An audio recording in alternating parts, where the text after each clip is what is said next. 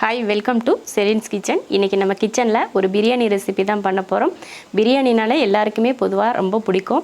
அதுவும் எப்போயுமே நம்ம நார்மலாக பண்ணுறோம் பார்த்திங்களா, அந்த மாதிரி பிரியாணி கிடையாது. இது கர்நாடகா ஸ்டைலில் தொன்னை பிரியாணி நம்ம கிச்சனில் பண்ண போகிறோம். ரொம்ப ஈஸியான முறையில், அதுவும் குக்கரில் பண்ண போகிறோம்.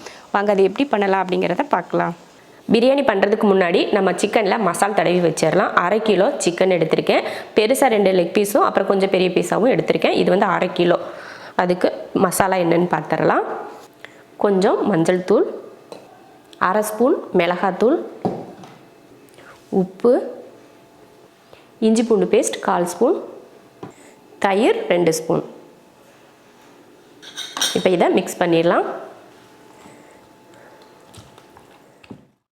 சிக்கனை ஊற வச்சுட்டோம். 1/2 மணி நேரம் ஊறட்டும். அதே போல் நான் சீரக சம்பா அரிசி வந்து ஊற வச்சுருக்கேன். அதுவும் சேர்ந்து ரெண்டுமே ஊறட்டும். அதுக்குள்ளேயே நம்ம மசாலாவெலாம் அரைச்சி எடுத்துகிட்டு வர்றதுக்கு கரெக்டாக இருக்கும். இப்போ மசாலா வந்து அரைக்கிறதுக்கு எடுத்துக்கலாம்.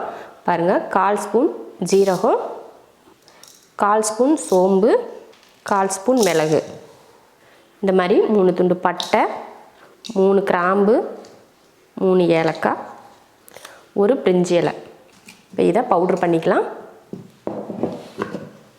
பவுட்ரு பண்ணியாச்சு. இப்போ இதை மாற்றி வச்சுட்டு பவுட்ரு பண்ணி மாற்றியாச்சு.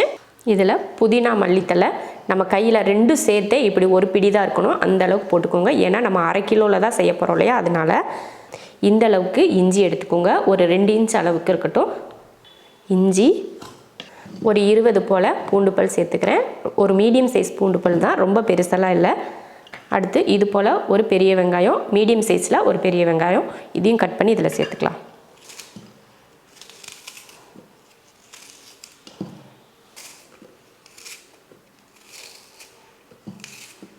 அடுத்து பச்சை மிளகாய் 3, காரத்துக்கு தேவையான அளவுக்கு பச்சை மிளகாய் சேர்த்துக்கோங்க. நான் வந்து 3 பச்சை மிளகாய் சேர்த்துக்கிறேன்.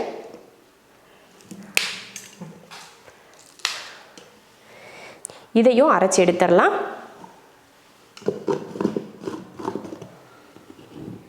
பாருங்கள், அரைச்சாச்சு. இப்போ எல்லாமே ரெடியாக இருக்குது பார்த்துக்கோங்க. பிரியாணிக்கு மசாலா ரெடியாக இருக்குது. இந்த மாதிரி இஞ்சி பூண்டு பேஸ்ட், புதினா பேஸ்டெல்லாம் ரெடியாக இருக்குது. அரிசியும் ஊறிடுச்சு.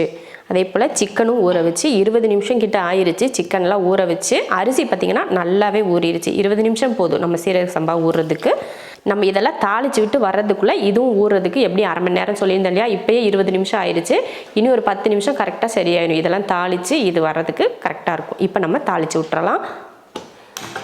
குக்கர் வச்சு ஸ்டவ் ஆன் பண்ணியிருக்கேன். இப்போ எண்ணெய் ஊற்றிக்கலாம்.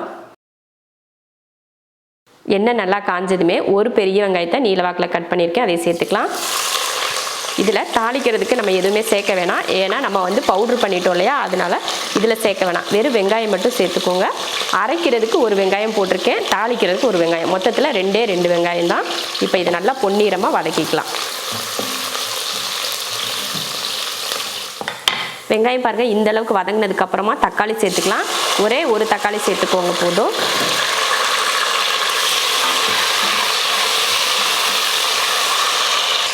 அடுத்து நம்ம பவுட்ரு பண்ணோம் இல்லையா மசாலா, அதையும் சேர்த்துடலாம். எல்லாத்தையுமே சேர்த்துக்கோங்க. நான் கரெக்டாக 1/2 கிலோவுக்கு அளவாக தான் பவுட்ரு பண்ணேன். இதையும் வதக்கிடலாம். தக்காளி வந்து மொத்தமாக வதங்கணும்னு இல்லை, நம்ம இன்னும் அடுத்தடுத்து பேஸ்டெல்லாம் போடுவோம் இல்லையா, அப்போ வந்து அது நல்லா வதங்கிடும். இப்போது நம்ம இந்த பேஸ்ட் அரைச்சோம் பார்த்தீங்களா, புதினா மல்லித்தலையெல்லாம், அதையும் சேர்த்துடலாம்.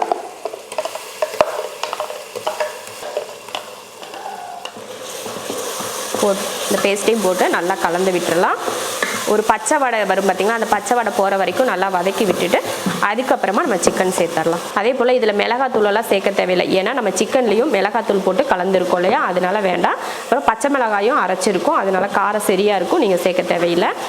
லெமன் மட்டும் புளிஞ்சிக்கலாம் லாஸ்ட்டில். தயிர் கூட சேர்க்க தேவையில்லை, ஏன்னா நம்ம சிக்கனில் போட்டிருக்கோம் தயிர்.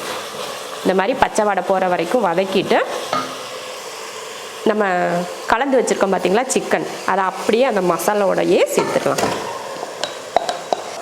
இதுலேயே தயிர், மிளகாத்தூள், மஞ்சத்தூள் எல்லாம் சேர்த்துருக்கோம். சிக்கன் வதங்குறதுக்கு தேவையான உப்பு. இப்போ இதை வதக்கிடலாம்.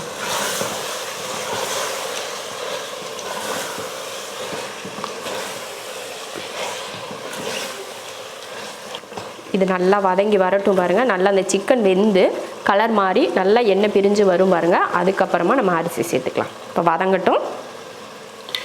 சூப்பராக நல்லா வதங்கி பார்த்திங்கன்னா அந்த தண்ணி எதுவுமே இல்லாமல் வற்றி எண்ணெய் மட்டும் இருக்குது பாருங்கள், அந்த மாதிரி வதக்கிக்கணும். சிக்கனும் பார்த்திங்கன்னா இதுலேயே இப்போ நம்ம கிட்டத்தட்ட ஒரு 7 நிமிஷம் 8 நிமிஷத்துக்கிட்ட வதக்கியிருக்கோம். அதுலேயே சிக்கன் வந்து 3/4 பதத்துக்கு வெந்திருக்கும். அடுத்து இதில் அரை லெமனை புழிஞ்சிக்கலாம். அரை லெமன் புழிஞ்சிக்கோங்க. சிலர் வந்து லெமன் புளியிறப்போ வந்து அந்த லெமனோட தோலோடு சேர்த்து புளியறதுனால என்ன ஆகுதுன்னா கசப்பு வருது அப்படின்னு சொல்லி சொல்கிறாங்க. அந்த மாதிரி நீங்கள் அந்த லெமனோட தோலோட சேர்த்து புளியாமல் வெறும் சாறு மட்டும் வர மாதிரி கூட நீங்கள் புளிஞ்சு சேர்த்துக்கோங்க. உங்களுக்கு அந்த கசப்பு வந்து தெரியாது. ஆனாலும் அந்த லெமனோட தோலோட கசப்பு அந்த பிரியாணியில் சேர்றப்போ டேஸ்ட் வந்து ரொம்ப அருமையாக இருக்கும். அதுக்காக ரொம்பையும் போட்டு கசந்து வர அளவுக்கு புளிஞ்சிட்டு இருக்கக்கூடாது. லைட்டாக அந்த சதையில் இருக்க சாறு லைட்டாக வெளியில் வர மாதிரி நீங்கள் புளிஞ்சிங்கன்னா டேஸ்ட் நல்லாயிருக்கும். நீங்கள் வந்து நிறைய லெமன் புளிஞ்சிருப்பீங்களா இருக்கும், அதனால தான் கசப்பு அதிகமாக இருக்குது.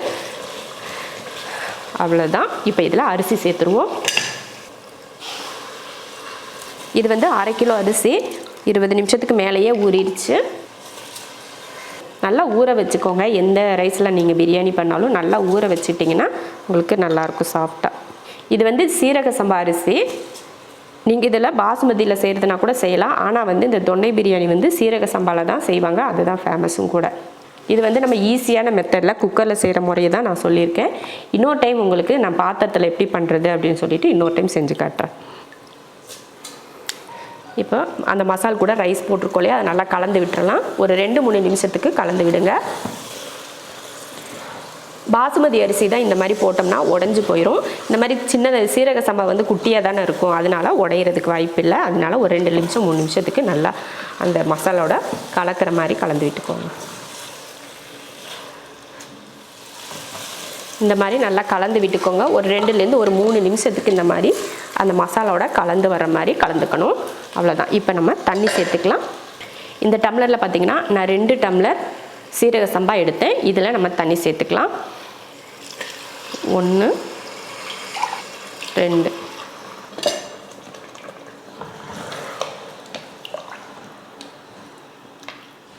அவ்வளோதான். கரெக்டாக 2 டம்ளர் அரிசிக்கு 2 டம்ளர் தண்ணி சேர்த்துருக்கேன். அதுவே பாருங்கள் நம்ம அரிசியும் சிக்கனையும் நல்லா முங்குற அளவுக்கு இருக்குது. உப்பு சேர்த்துக்கலாம். இப்போது நம்ம சிக்கன் வதக்கிறப்பையும் உப்பு சேர்த்தோம். இப்போ கொஞ்சம் உப்பு பார்த்துட்டு சேர்த்துக்கோங்க. இப்போ வந்து இது நல்லா ஒரு கொதி வரட்டும். அதுக்கப்புறமா நம்ம குக்கர் மூடி போட்டு விசில் போட்டுக்கலாம். இது இப்போ சும்மா மூடி வைக்கிறேன் அந்த கொதிக்கிற வரைக்கும். பாருங்கள் இப்போ கொதிக்க ஆரம்பிச்சிச்சு பார்த்தீங்களா. இப்போ ஒரு கிளறி விட்டுறலாம். அவ்வளோதான், கிளறியாச்சு. உப்பு இந்த டைமில் உப்பு உங்களுக்கு எப்படி சரியாக இருக்கா இல்லையான்னு சொல்லி டேஸ்ட் பண்ணி பார்த்துக்கோங்க. இப்போ மூடி வச்சிடலாம். குக்கர் மூடி போட்டு விசில் போட்டாச்சு. 2 விசில் விட்டு ஆஃப் பண்ணிக்கலாம்.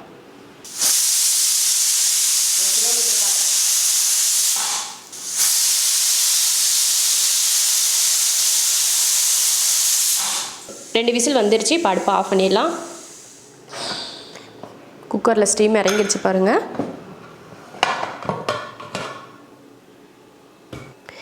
பாருங்கள் சூப்பராக ரெடியாக இருக்குது.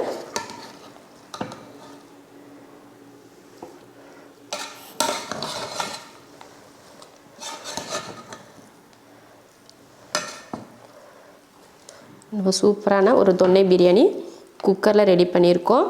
ரொம்ப ஈஸியாகவும் இருக்கும், அதே சமயம் ரொம்ப டேஸ்ட்டாகவும் இருக்கும். பாருங்கள் அரிசி அடி பிடிக்காமல் குழையாமல் எவ்வளோ அருமையாக வந்திருக்குன்னு பாருங்கள். கறியும் பார்த்திங்கன்னா உடையவே இல்லை பாருங்கள். நம்ம தாளிக்கிறப்பவே சிக்கன் வந்து 3/4 பக்குவத்துக்கு வெந்திருக்கும். இப்போ நம்ம ரைஸ் கூட சேர்த்து வேகிறப்போ கரெக்டாக நல்லா பக்குவமாக வெந்திருக்கும் பாருங்கள். சூப்பரான ஒரு தொன்னை பிரியாணி ஈஸியான முறையில் ரெடி ஆயிடுச்சு. நீங்களும் இது போல் சிம்பிளான ஒரு தொன்னை பிரியாணி வீட்டில் செஞ்சு பார்த்துட்டு எப்படி இருக்குன்னு சொல்லிட்டு கமெண்ட்டில் சொல்லுங்கள். பிடிச்சிருந்தா லைக் பண்ணிவிட்டு ஷேர் பண்ணிவிட்டு நம்ம ஷெரின்ஸ் கிச்சன் சேனலை சப்ஸ்கிரைப் பண்ணி பக்கத்தில் இருக்க பெல் ஐக்கானை கிளிக் பண்ணி வச்சுக்கோங்க.